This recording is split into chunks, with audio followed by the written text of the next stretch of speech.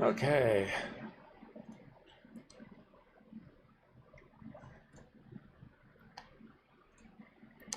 Alright, so today I want to talk about, well, Linux. There is a whole bunch of mystification about it, what it can do, and I think that it's time to eliminate that thinking. It is more of a modular tool. So it's not what can it do, but what do you want it to do? Do you want it to do all of this crazy stuff? Do you want to just browse the web, make some documents, maybe game it a little bit, and have it be secure? Or anything in between? Stop trying to think about what Linux can do, start thinking about what you want Linux to do. Because that is the issue I think a lot of people have with Linux. In general, Linux is the same no matter what distro that you use. So, I have a couple suggestions and how much you want it to do versus how much you want to learn should match. So if you want to do a lot, then you should be willing to learn a lot. If you only want to play games and make some documents, maybe browse the web a little bit, then your requirements are going to go down proportionally because you're not going to have as much that you're going to have to be able to do.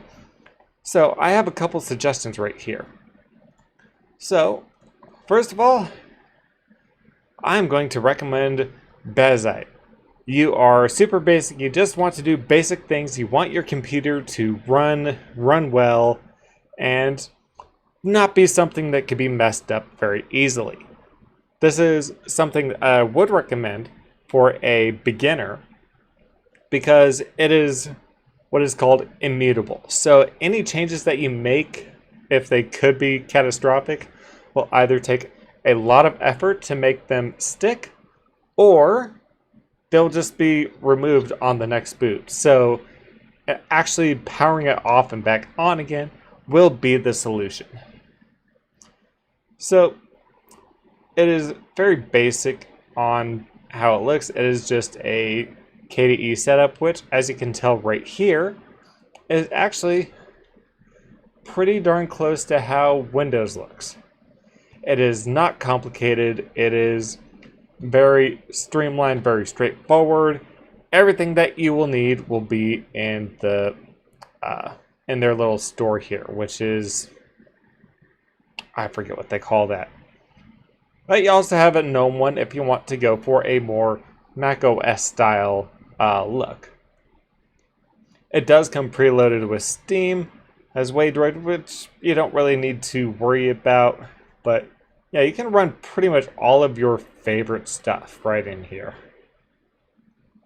Now next, let's say you want to learn a little bit more and you want to deal with a little bit more risk. You can do a lot with this, but it is a basic first start into Linux and how much you can really do with it. This is Linux Mint. And where are... Oh, do they move a lot of...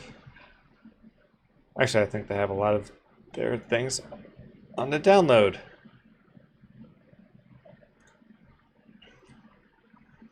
So this one comes in different editions, which are basically just different window environments, which is basically the styling of how your desktop will look, how the icons will look, how the bars will look, if you're going to have a app launcher at the bottom, or if it's going to be like this, where you actually pull out a little kind of start menu. And you have Cinnamon, which is made by Linux Mint. You have XFCE, which is great for lower systems, still very Windows-esque. You have Mate, which a lot of people will call Mate, also very Windows-like, but still very clean. And pretty much any one of these would be really good, but if you want a little bit more features, then I would go with Cinnamon. Now let's say, okay, well, I'm kind of between those two. I don't want to be super basic Bazite, but I also want a little bit more restriction than Mint, because I want to do more, but I also don't want to have as much worry about things breaking. So with that, I would recommend Zorin OS. Zorin OS is actually built to be your first step into Linux from Windows or Mac. And they even have different desktop layouts, as you can see right here, that will somewhat mimic what you have come from before. You have Windows 10 and before right here. You have Windows 11 here. You have a GNOME environment, which a lot of people will call GNOME. Doesn't really matter how you say it, it's the same thing. You have a Mac OS style, and you have the new, what was it, Cosmic, that they called it? Anyway, it is very basic. They also have a version that runs on much older hardware. Maybe not 32-bit, but it will run on 64-bit hardware, even if it is in its aging years. But you still want to be able to use it for, I don't know, hopping on YouTube, making a couple documents, just getting in there. You want to do it, maybe play a couple games. You don't want to get rid of your Windows software. You just want to get away from Windows, be more secure, and still use your older hardware. This is a great one. I have actually used this before. I have used all of these before. I will not recommend anything I haven't tried and wouldn't recommend. But Zorin is that good middle ground between Bazzite and Linux Mint. God, I should remember to breathe. Now, if you want to go, how about we order these tabs? Zorin is in between where Bazzite and Mint are. So it is basic, not quite as secure as Bazzite, but not as complex as Mint. But let's say you want to do a lot of stuff, and you have this deep desire to learn exactly what is behind Linux. Well, I would go with what I am currently using, which is Fedora Linux. And this is a very full-featured one that I absolutely love.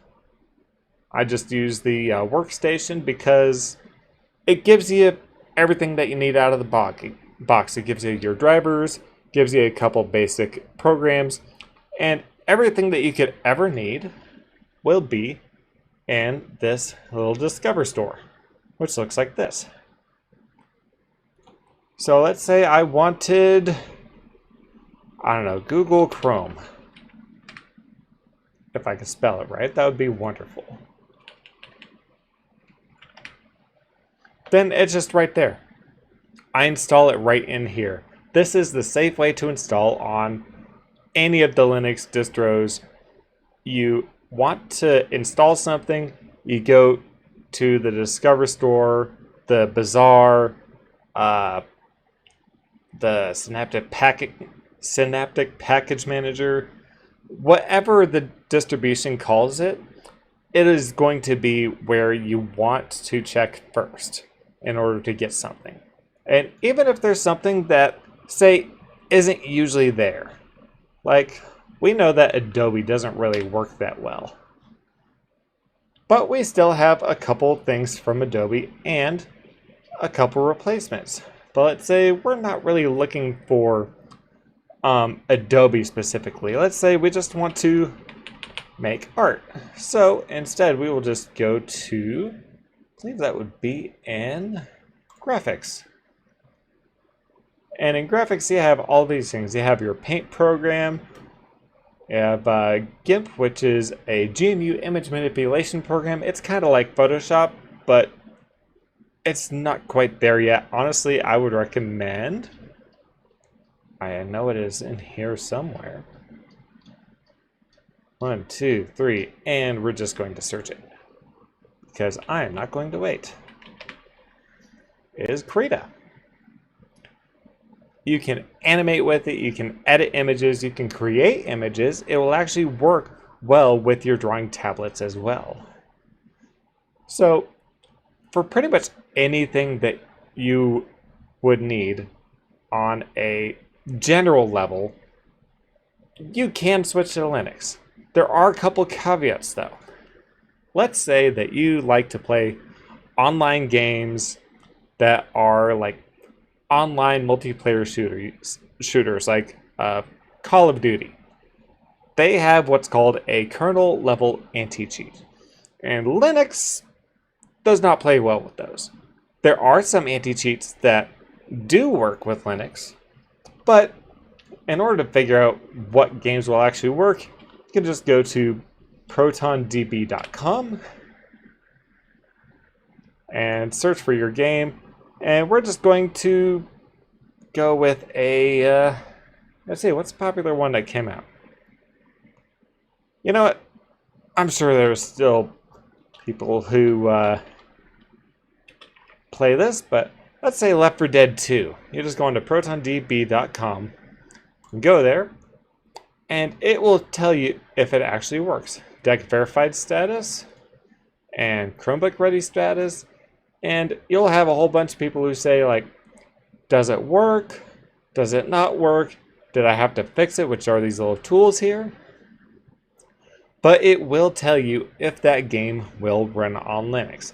So double check your games before you hop over to Linux, because as much as I would like to have more Linux people, I would like to have Linux people who enjoy Linux instead of people who just hopped on the bandwagon and then just found out it wasn't for them. And if it's not for you, cool. I won't be able to support you with Windows. I don't use Windows on any of my devices anymore. But you're going to use what you like to use, and I can't judge from there. On music production, my friend actually makes music, and it is not quite where it should be. They are still developing it. You have, I believe it was LMMS. What was it? Yeah, LMMS. It is a digital audio workstation, and it is fairly rudimentary, but you can still get a lot of the same things done, even if it is going to be a very different workflow. So if you want to try it out, I think LMMS is available for Windows as well, but let's see. So download now. Too many requests. All I did was click. So Linux. Ah, yeah, right there. You have Windows and Mac. So if you are doing audio development, creating music, I would recommend checking this out on your own system before you switch over to Linux and then go through that kind of, well, for a newbie, it would be hell. It is not a comfortable experience to go into the middle of the desert where you don't know how anything works, and you find a cactus, but you don't know if it's one of those ones where the juice inside will dehydrate you and leave you drying out in the desert for the rest of your life, or if it's going to be the one that tastes amazing and will actually help you survive the desert. That is not the experience that I want you guys to have. And most, if not all, of these programs are usually also available in Windows. So I would recommend check out Krita on your Windows or Mac device. I would recommend check out LMMS on your Windows or Mac device. I would recommend checking out OBS, Firefox. I mean, I'm sure anyone who is a gamer on PC knows Steam, and Mac has been able to use Steam lately as well. So that is also something to keep in mind. Now, there are a couple things that some people just don't really think about. It is the box that shall not be named. And we're just going to zoom in a little bit here. But this is the terminal. If you want to learn it, great. There's a lot that you can do with it. But we also said we're not going to be focusing on what you can do, what do you want it to do. Now, I actually manage my little media server, and so I do it straight through here. I didn't get it right, did I? No, I did not.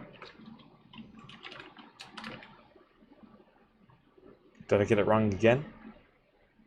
Oh, fingers, please work. I think I typed that wrong.